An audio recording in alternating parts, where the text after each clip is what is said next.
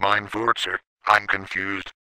Macroeconomists say, if this is the marginal propensity to consume, this spending will be multiplied by this multiplier into this income.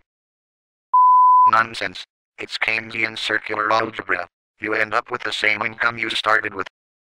Here's how Keynes originally created his multiplier for increments, without showing addition of the increments to baseline. He called his so-called multiplier K, which equals delta Y over delta I. Here's his original equation. The change in income equals the change in consumption plus the change in investment. From that equation, he took the ratio delta Y over delta I, which is equal to itself.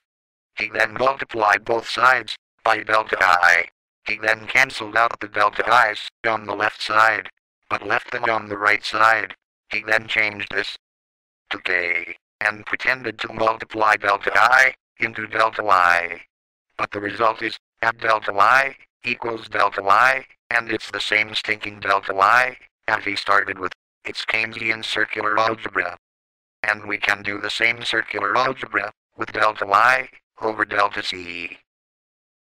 Here is the derivation of Keynes' so-called multiplier, with symbols, and here with some numbers. Keynes' so-called multiplier is about multiplying increments of spending.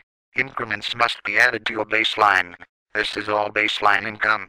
There are no increments here. This $100 is the same baseline $100 that we started with. This $10 of government spending is the same baseline $10 government spending that we started with.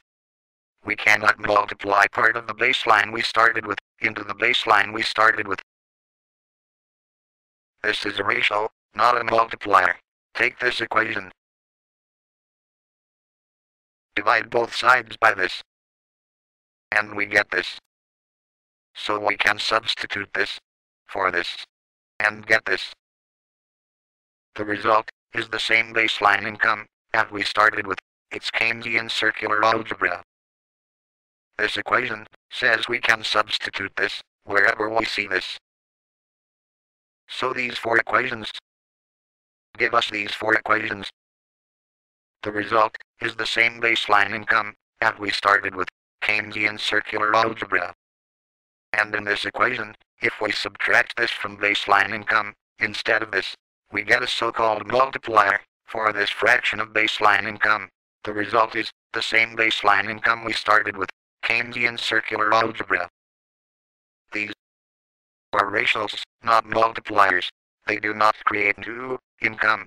This, and this are all the exact same baseline income that we started with. This is all baseline income. Let's take this so-called multiplier equation, where everything is baseline, and add a $1 increment of government spending. Here is the baseline, here is the increment, and both sides must give the same result. In the real world, the increment does not get multiplied, because addition comes last, in the math order of operations. But Keynesians put addition first, in the math order of operations. That's Three Stooges math, and the result is nonsense. Macroeconomists use Keynesian circular algebra to cheat suckers into thinking that government has magical spending powers. They divide baseline income into two fractions and pretend that the fraction which contains government spending is the spending increment, which gets multiplied into total income.